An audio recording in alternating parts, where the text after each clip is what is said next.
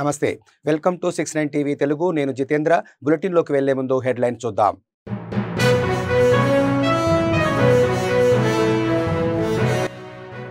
అంతర్జాతీయ మహిళా దినోత్సవ నిర్వహణపై మంత్రి సీతక్క సమీక్షా సమావేశం దేశంలోనే అత్యుత్తమ మహిళా సాధికారత విధానాన్ని రూపొందించాలని నిర్ణయం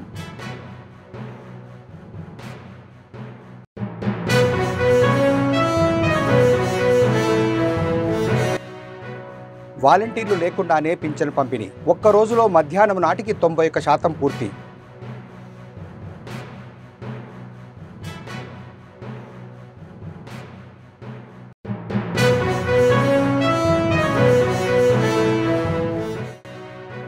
రాష్ట్రంలో కూటమి ప్రభుత్వం అధికారంలోకి వచ్చాక ఇచ్చిన హామీలను అమలు చేయడంలో విఫలమైందన్న వైసీపీ అనంతపురం జిల్లా అధ్యక్షులు అనంత వెంకటరామిరెడ్డి సినీ నటుడు పోసాని కృష్ణమురళి అరెస్టుపై ఆయన స్పందన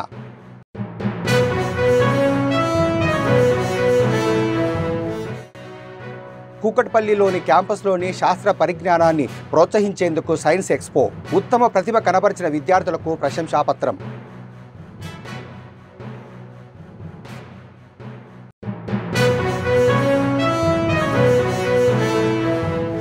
అంతర్జాతీయ మహిళా దినోత్సవ నిర్వహణపై మంత్రి సీతక్క సమీక్షా సమావేశం నిర్వహించారు ఈ భేటీకి మహిళా కమిషన్ చైర్పర్సన్ నేరెళ్ల శారద మహిళా కార్పొరేషన్ చైర్పర్సన్ బండ్రు శోభారాణి తెలంగాణ సాంస్కృతిక సారథి చైర్పర్సన్ వెన్నెల తెలంగాణ సంగీత నాటక అకాడమీ చైర్పర్సన్ అలేఖ్య పుంజాల తదితరులు హాజరయ్యారు పంచాయతీరాజ్ గ్రామీణ అభివృద్ధి శాఖ కార్యదర్శి లోకేష్ కుమార్ సెర్స్ సీఈఓ దివ్య దేవరాజన్ పంచాయతీరాజ్ డైరెక్టర్ సృజన స్పెషల్ కమిషనర్ బి షఫీవుల్లా మహిళా శిశు సంక్షేమ శాఖ కార్యదర్శి అనితా రామచంద్రన్ డైరెక్టర్ కాంతివేసిలి పాల్గొన్నారు మహిళా దినోత్సవ వేడుక నిర్వహణ మహిళా సాధికారత కోసం కొత్తగా తీసుకోబోయే కార్యక్రమాలపై చర్చ జరిగింది పలు రాష్ట్రాల్లో మహిళా సంక్షేమం కోసం చేపట్టిన చర్యలను అధ్యయనం చేసేందుకు ఉన్నత స్థాయి కమిటీని ఏర్పాటు చేయాలని నిర్ణయించారు దేశంలోనే అత్యుత్తమ మహిళా సాధికారత విధానాన్ని రూపొందించాలని నిర్ణయం తీసుకున్నారు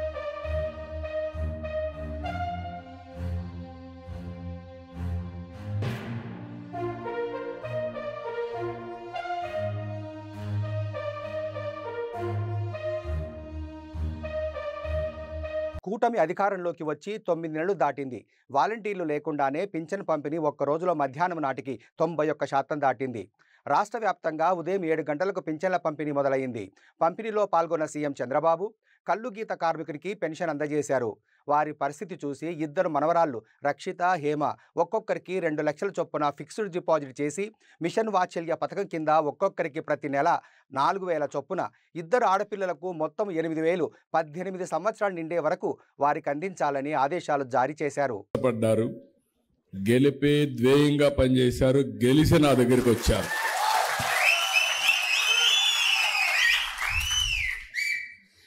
ఆఫ్టర్ ఎ లాంగ్ టైం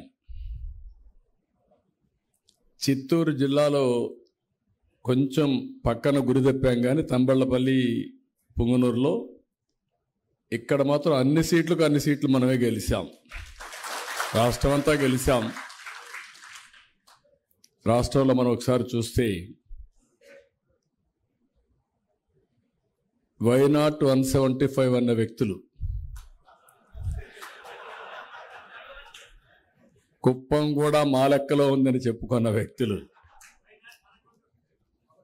ఇప్పుడు రాబోయే రోజుల్లో వైనాట్ పులివెందలనే పరిస్థితికి వచ్చాం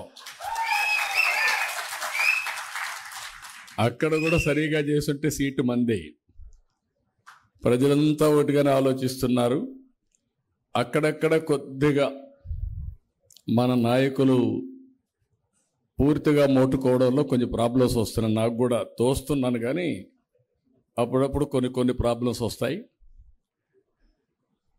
అయితే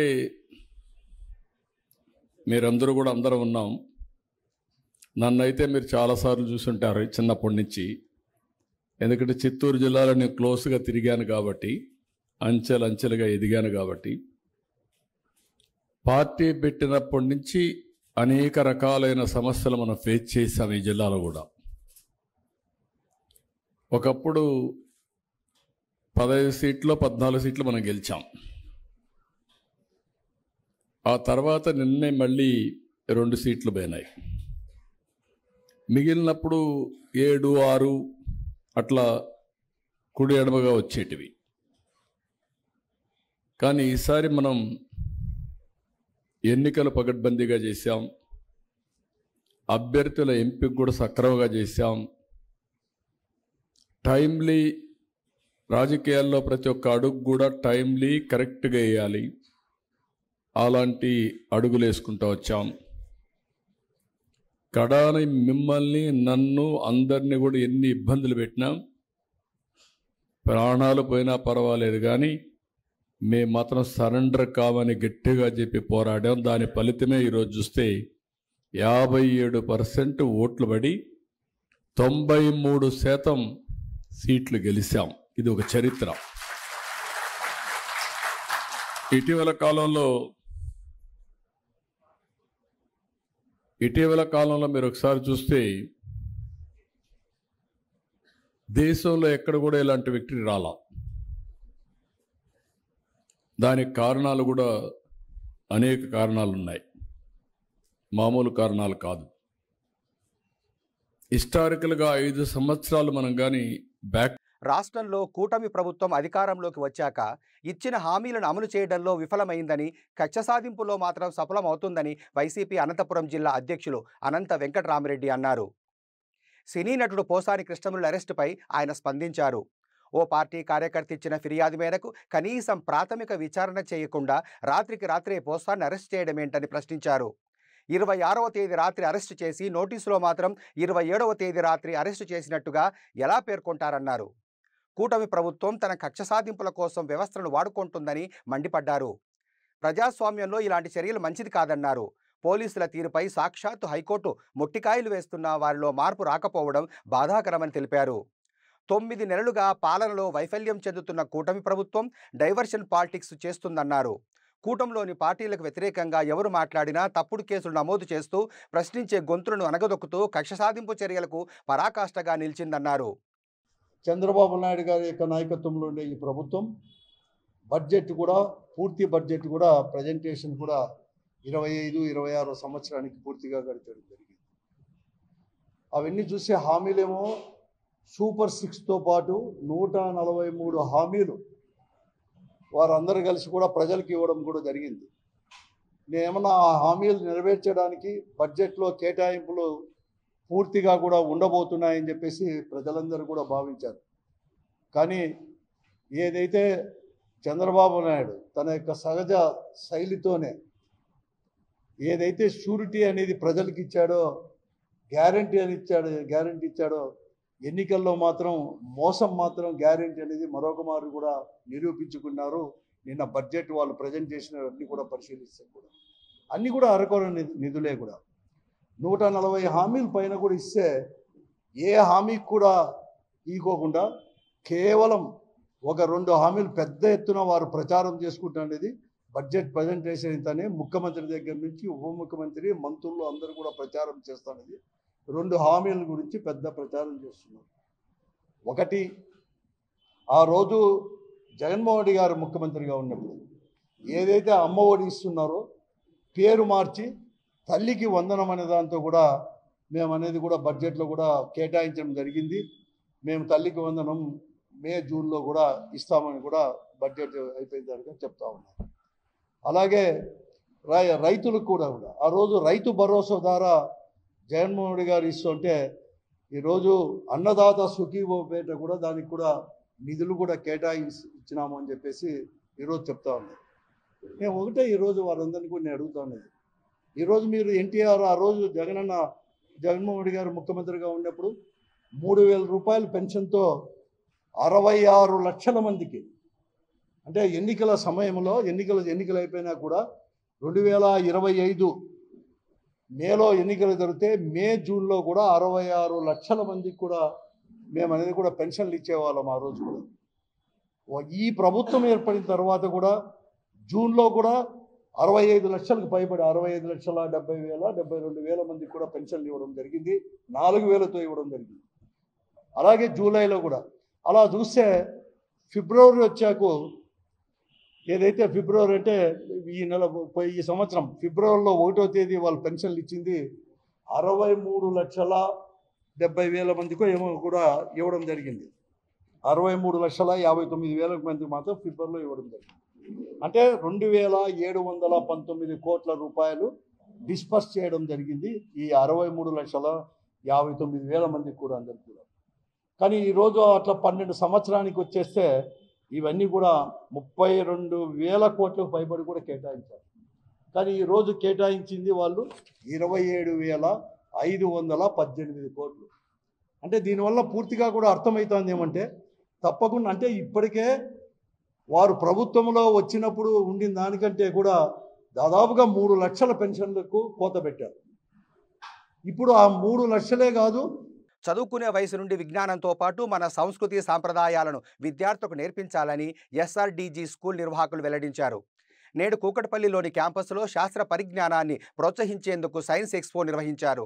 ఈ కార్యక్రమానికి ముఖ్య అతిథులుగా SRDG school DGM Aruna Reddy, zonal incharge Girvani హాజరై సైన్స్ ఎక్స్పోను ప్రారంభించారు. ఈ ఎక్స్పో ద్వారా విద్యార్థుల్లో ఉన్న నైపుణ్యతను బయటకు తీసే అవకాశం లభిస్తుందని, అదేవిధంగా వారి ఆలోచించే విధానంలో సైతం మార్పులు కలుగుతాయని అన్నారు. ఈ ఎక్స్పోలో ప్రత్యేక ఆకర్షణగా విద్యార్థులు బుర్రకథ చెప్పడంలో ప్రతి ఒక్కరూ ఆశ్చర్యానికి లోనయ్యారు. అంతరిస్తున్న కళను విద్యార్థులు వారి మాటల్లో వివరించడం పట్ల హర్షం వ్యక్తం చేశారు. పూర్వం ఊళ్ళల్లో బుర్రకథ ప్రత్యేక సంస్కృతిని సంతరించుకొని విరాజిల్లిందని, ప్రస్తుతం అది చెప్పేవారే కరువయ్యారని వ్యాఖ్యానించారు. తమ పాఠశాలలో విద్యతో పాటు అన్ని రకాల సంస్కృతి సాంప్రదాయాలను పిల్లలకు అలవాటు చేస్తున్నామని తెలిపారు. ఈ కార్యక్రమంలో ఉత్తమ ప్రతిభ కనబరిచిన విద్యార్థులకు ప్రధాన ఉపాధ్యాయురాలు శ్వేత ఘనంగా సత్కరించారు. జయము జయము మన భారత మాతకు జయము దిగ్జయము. చదువులనిచ్చు సరస్వతి తల్లి చల్లగా చూడమ్మ. సిరులని నిచ్చడి శ్రీ మహాలక్ష్మి కరుణ చూపమ్మ. తరికిట జుమ్ తరిత చెప్పబోతున్నావు ఏదో కథ కాదురా. నల మహారాజుల కథ, పాండవుల కౌరవుల కథ, రామ కథ, సీతమ్మ కష్టాలు. ఏందక్క ఈ కథలని పాత కథలనే కదా, కొత్త కథ చెప్పరాదా? ఏందిరా పాత అంటే అంత రోతగా ఉందా? అయితే పాత గ్లాసులు, బిందెలు, వెండి వస్తువులు అన్ని పారేస్తావా? ప్రతి వాడికి ఫ్యాషన్ అయిపోయింది. పాతలేంటే కొత్త ఎక్కడ్రా తిక్క సన్నాసి. ఇప్పుడు కొత్త కొత్త అని అరుస్తున్నారు కానీ ఈ కొత్త అంతా పాతలో నుంచే కదా వచ్చింది. అది రేపు నేను ఏమన్నానని కనీసం కలిగిన కాకిలా అట్లా అరుస్తున్నావు. పాత అంటే రోతని లేదన్నారా? కాలం మారిన ఇంకా మనం పాతలోనే బ్రతుకుతున్నామా? ఎలక్ట్రిక్ దీపాలు వద్దని ఆయుధ దీపాలు పెట్టుకుంటున్నామా? బస్సులు, రైలు కొత్తవని ఎడ్ల బండి మీద ప్రయాణిస్తున్నామా? ఒరే తమ్ముడు చెల్లి, మీరు ఇట్లా కొట్లాడుతూ రాసబాస చెయ్యకండి రా. ఈ రోజు తమ్ముడు అన్నట్లే మనం కొత్తగా చెప్పుకుందాం. మంచిదే, చాలా ఏడ్చులు. తరువాత కథ వినండి. పేద ఇంటిలో పుట్టి పెరిగిన పైడి బొమ్మ కదరా, చదువు సంధ్యలో పేరు పొందిన చెక్కనమ్మ కదరా, ఓటమి నెరగక పోరాడే ఓ వీరబాల కదరా, 10 మందికి ప్రేరణనిచ్చే వర్తమాన కదరా, తరికిట జుమ్ తరిత. ఇంతకు ఎవరా పైడి బొమ్మ? ఏమి ఆ కదా? అయ్యల్లారా అమ్మల్లారా, స్త్రీలు వెలిసిన ఈ భారత భూమి రాజనాలు పండి రత్నాల నేల తెలుగు నేల. ఈ తెలుగునాట శివయ్య, గౌరమ్మ అనే 2 పేద దంపతులు. ఆ పేద దంపతులకు కలిగిన తొలి సంతానమే సీత. సీతను బడికి పంపుదామనే లోపు మరో కొడుకు పుట్టాడు. ఇక్కడితో సంతానం ఆపేద్దామా వద్దా అని మదన పడుతుండగా మరో కూతురు పుట్టింది. ఆలస్యం అమృతం విషయమంటే ఇదేనేమో. నువ్వు నోరు మూస్తామా పోయవా? నోరు మూసుకునే కాలం పోయిందట. ప్రశ్నించేవాడే ఉత్తమం, మాట్లాడే. ఇవాల్టి నుంచి యాదాద్రిగుట్ట ఆలయంలో వార్షిక బ్రహ్మోత్సవాలు ప్రారంభమవుతాయి. 11 రోజుల పాటు వైభవంగా నిర్వహించేందుకు అధికారులు ఏర్పాట్లు చేశారు. ఇవాళ మహావిష్ణు సర్వసేనాధిపతి విశ్వక్సేన అల్వార్లకు తొలి పూజను జరుపుతారు. సాయంత్రం ఉత్సవాలకు అంకురార్పణ చేస్తారు. యాదగిరిగుట్ట శ్రీ లక్ష్మీ నరసింహస్వామి ఆలయంలో వార్షిక బ్రహ్మోత్సవాలకు వేలయ్యింది. ఇవాల్టి నుంచి మార్చి 11వ తేదీ వరకు వైభవంగా బ్రహ్మోత్సవాలు నిర్వహించనున్నారు. ఇందుకు సంబంధించి ఆలయ అధికారులు ఏర్పాట్లు సిద్ధం చేశారు. బ్రహ్మోత్సవాల వేళ ప్రత్యేకంగా సాంస్కృతికోత్సవాలను కూడా ఏర్పాటు చేశారు. ఈ ఉత్సవంలో అనేక ఉత్సవాలు విశేషంగా జరుగుతూ ఉంటాయి. స్వామివారి అలంకార సేవలు ఉదయం సాయంకాలం అలంకార సేవలు, వాహన సేవలు జరుగుతూ ఉంటాయి. యాగశాలలో యజ్ఞకామ కార్యక్రమాలు జరుగుతూ ఉంటాయి. ఋత్విక్కులందరూ కూడా మూలమంత్ర జపాలు, మూర్తిమంత్ర జపాలు, వేద పురాణ ఇతిహాస పారాయణాలు జరుగుతూ ఉంటాయి. ప్రధానమైన ఘట్టం 7వ తారీఖు రాత్రి ఎదుర్కోలు మహోత్సవం. 8 స్వామివారి యొక్క తిరుకల్యాణ మహోత్సవం రాత్రి జరుగుతుంది. రథోత్సవం కూడా రాత్రిపూడే జరుగుతుంది 9వ తారీఖు నాడు. ఈ ఉత్సవాలందరికీ మా కార్యనిర్వహణాధికారి పక్షాన భక్తులకు స్వాగతం చెప్తున్నా. మహబూబాబాద్లో రోడ్డు రోలర్ మాది అని చెప్పి స్క్రాప్ దుకాణదారుని సహాయంతో ఏకంగా రోడ్డు రోలర్ను దొంగతనం చేశారు. పాత ఇనుప షాపులో 2,19,000 అమ్మి నగదు పట్టుకుని వెళ్లిన దొంగలు. చోరీ దృశ్యాలు సీసీ కెమెరాలో రికార్డయ్యాయి. విషయం తెలుసుకున్న రోడ్డు రోలర్ యజమాని పాత ఇనుప షాపుకు ఫోన్ చేసి రోడ్డు రోలర్ ఎలా కొంటావని హెచ్చరించి పోలీసులకు ఫిర్యాదు చేశారు. ఘటనను పోలీసులు దర్యాప్తు చేస్తున్నారు.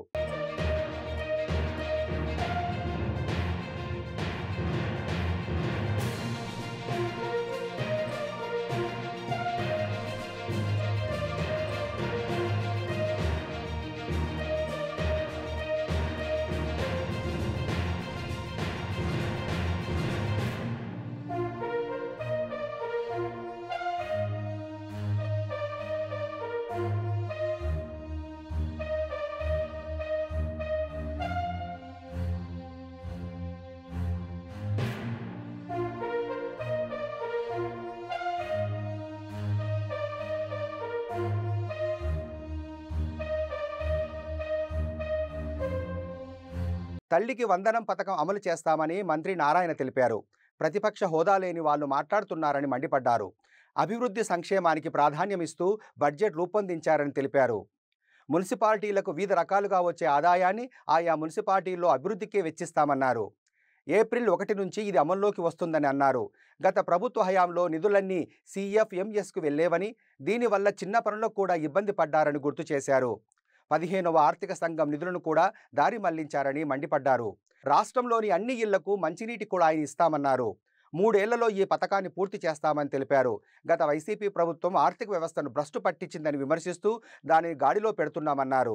మరో 6 నెలల్లో అభివృద్ధి ఊపందుకుంటుందని మంత్రి నారాయణ పేర్కొన్నారు.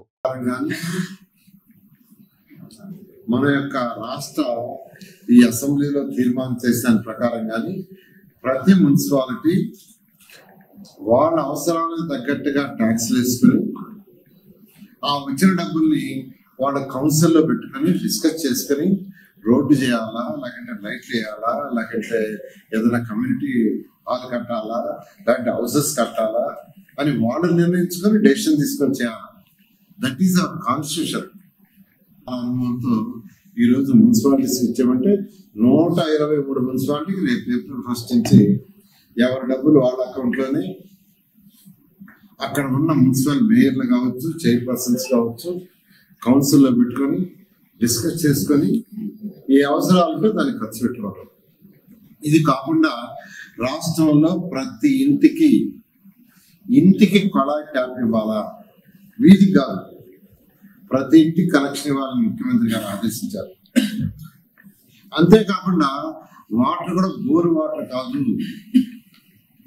నదుల నుంచి వాటర్ తీసుకోవాలా, లేదా చెరువులు తీసుకోవాలి, దాన్ని ట్రీట్ చేయాలి, ట్రీట్ చేసి ఇవ్వాలి. ఎప్పుడైనా బోర్ వాటర్ తీస్తే బోర్ వాటర్లో బ్యాక్టీరియా ఉండే ఛాన్స్ ఎక్కువ.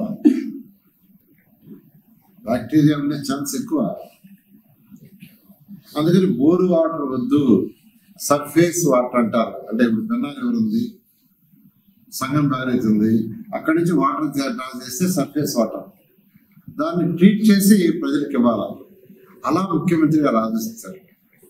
నాకు ఈ రాష్ట్రంలో ఉన్న ప్రజలందరికీ సర్ఫేస్ వాటర్, నదుల నుంచి వచ్చే వాటర్ ఇవ్వాలి, ఇంటింటికి కొళాయి ఇవ్వాలి. దీనికి కేంద్ర ప్రభుత్వం ఒక ప్రాజెక్టు 8,500 కోట్లతో శాంక్షన్ చేసింది. నేను మంత్రిగా ఉన్నప్పుడు 2019 ఫిబ్రవరిలో 5,350 కోట్లతో ప్రాజెక్ట్ శాంక్షన్ ఇచ్చారు. 70% వాళ్ళు ఇస్తారు, 30% మనం పెట్టుకోవాలి. ఫస్ట్ ఇన్స్టాల్మెంట్ వాళ్ళు ఇచ్చారు, దానికి మ్యాచింగ్ ఫండ్గా 5,350 కోట్లు పోయింది. మళ్ళా ఈ ప్రభుత్వం వచ్చిన తర్వాత మన జూన్ టైం అయిపోయింది, మళ్ళా వచ్చిన తర్వాత ముఖ్యమంత్రి గారికి చెప్తే దాన్ని మళ్ళీ రివైజ్ చేయించారు. దాన్ని ఇప్పుడు ముందు తీసుకుపోతున్నాం. అంటే దాదాపు అమృత్ ఏదైతే ఉందో 8,500 కోట్లు, ఈ 5,300 కోట్లు, దాదాపు ఈ 2 ప్రాజెక్టులు ఈరోజు ఈ రాష్ట్రంలో టేకప్ చేస్తున్నాం. ఇవన్నీ కూడా ఏప్రిల్ నెలాఖరు గ్రౌండ్ అవుతాయి. మనం మార్చిలో ఉన్న మార్చి 1, రాబోయే 2 నెలల్లో ఈ 8,000 ప్రాజెక్టు, ఈ ఈ 5,000 ప్రాజెక్టు 13,750 కోట్లు. ఇది ఏప్రిల్ నెల గ్రౌండ్ ఈ రాష్ట్రంలో అన్ని మున్సిపాలిటీస్ జరుగుతాయి. ఇది కాకుండా 100% ప్రతి ఇంటికి వాటర్ ఇవ్వాలంటే ఎంత? బులెటిన్ ముగించే ముందు హెడ్లైన్స్ మరోసారి.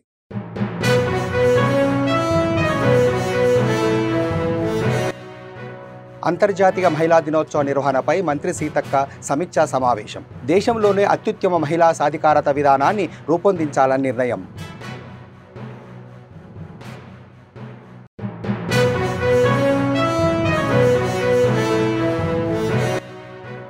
వాలంటీర్లు లేకుండానే పింఛను పంపిణీ. ఒక్క రోజులో మధ్యాహ్నం నాటికి 91% పూర్తి.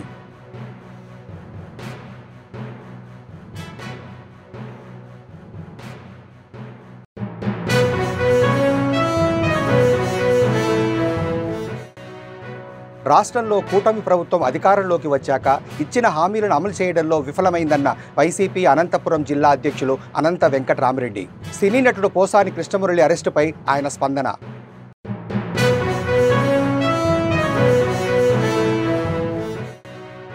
కూకట్పల్లిలోని క్యాంపస్లోని శాస్త్ర పరిజ్ఞానాన్ని ప్రోత్సహించేందుకు సైన్స్ ఎక్స్పో.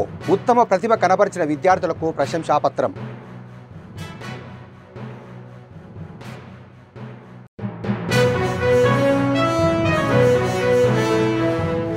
మరిన్ని అప్డేట్స్ కోసం చూస్తూనే ఉండండి 69 టీవీ తెలుగు.